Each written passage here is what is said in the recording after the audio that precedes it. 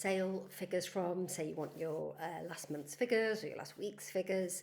This is where you'd access it.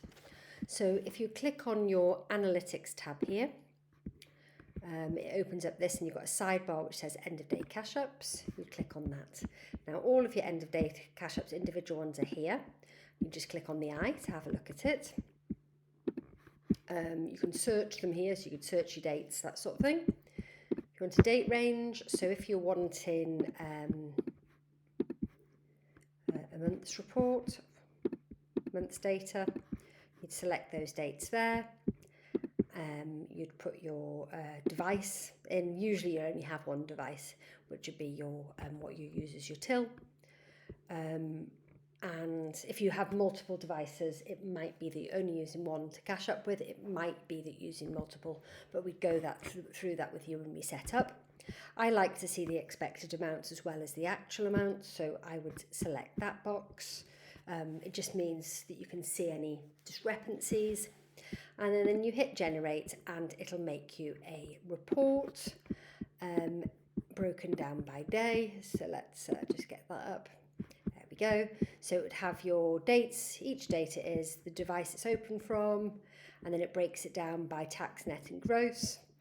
It tells you what your opening balance and closing balances are, what's your cash expected, actual, anything that's been banked, your card expected and actual, and then across over here you've got your total expected from all sources and your total actual from all sources.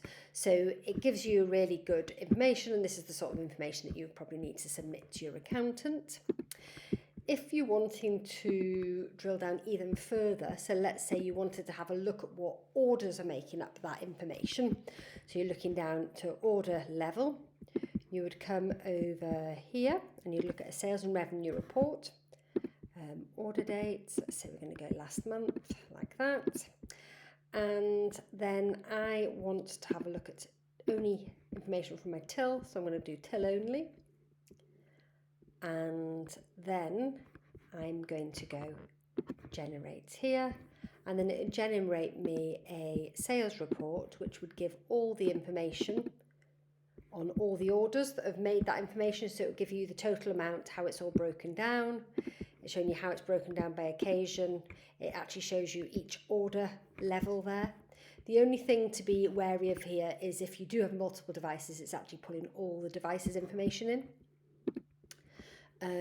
It gives you information about products and things like that. But if you need to understand where something has gone wrong and you want to check right down to order level, you can actually drill down to order level here. So it gives you really good information, or it's telling you what your tills figures are broken down by category, for example.